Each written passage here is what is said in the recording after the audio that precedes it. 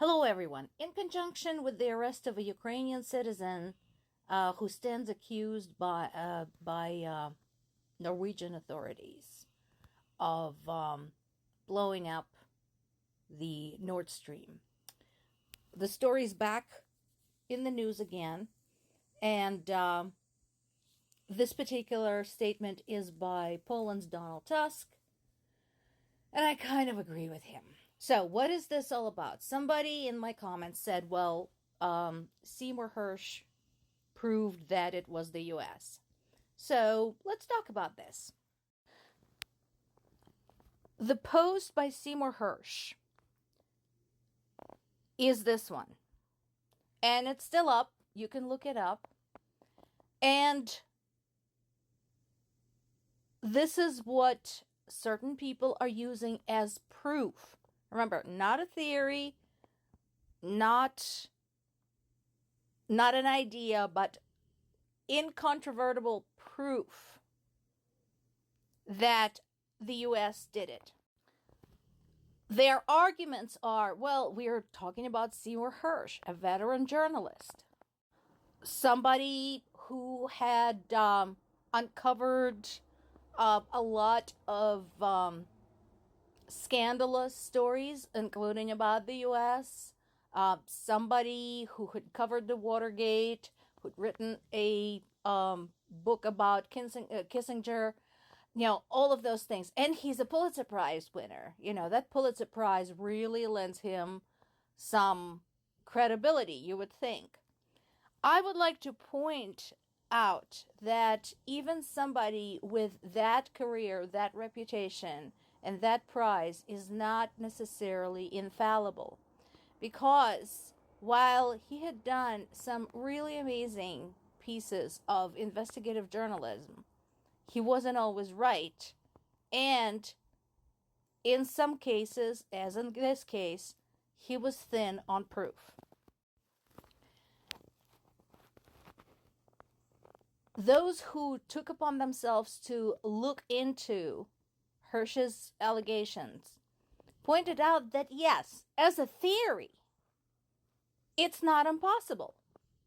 It's true there was a lot going on in the Baltic Sea. It's true that there were some of the U.S. Ships that participated in the naval exercises there were not accounted for at certain periods of time. However, those very arguments also work against that theory. There really was a shit ton of Navy in the Baltic Sea during the period when supposedly the explosive charges were planted. Included in that shit ton of Navy was Russian Navy too. There were multiple countries participating in the exercise along with the US.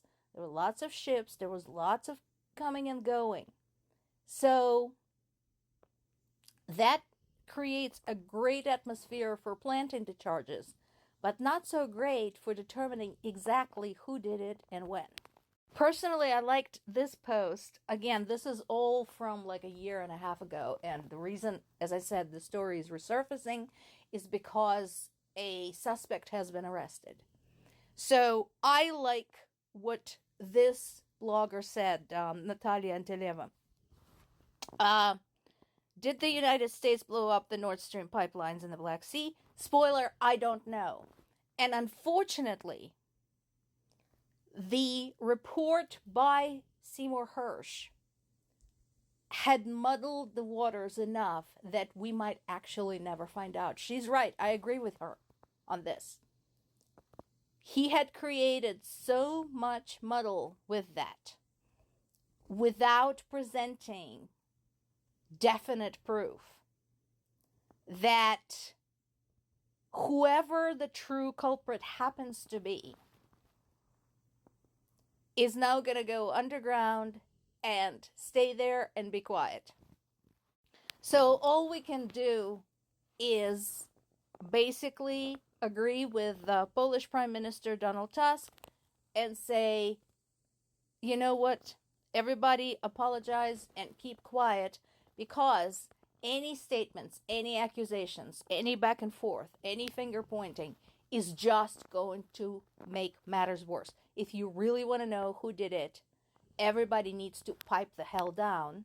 And more than anything, be extremely careful about where they get the information, what their sources are, and how solid is their proof.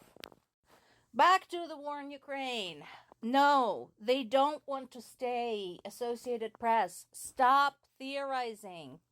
You know, you have access to Ukrainian government. Just go and ask what they're trying to do. Why did they blow up the bridges? Well, one of the reasons I told you yesterday is that so that Russian troops couldn't use them and strike Ukrainian troops from the rear. Another is for any future attempts to use those bridges to provide supply to Russian troops already in Ukraine. So this was a strategic move. And again, you know, to those who are saying, well, but people died, they were near or at those bridges, show me. Because again, we now have multiple videos from different angles, filmed by different sources, showing those bridges being blown up, and there's not a damn person on there or near there. So, you had better make it good. That's true. It's possible, but remember, I told you before, war is a big, complicated behemoth. It doesn't change overnight. There's some crucial points in every war, in every part of history of humankind. So, is it possible that this might change the course of war? Sure. But we cannot say this with any kind of certainty.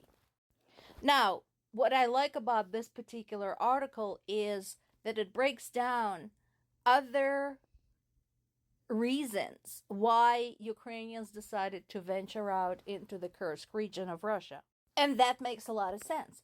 First of all, buffer zone. Remember, Russia said that it wanted Ukraine as the buffer zone between it and NATO?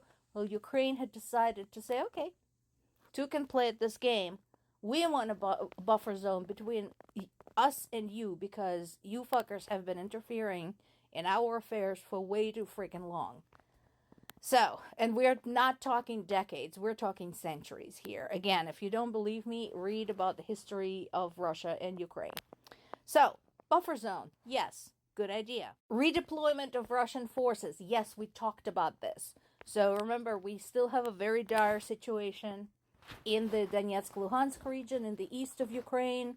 And of course, there's the ongoing shelling, bombing, droning of areas farther into Ukraine, including civilian infrastructure, civilian objects, and civilians themselves.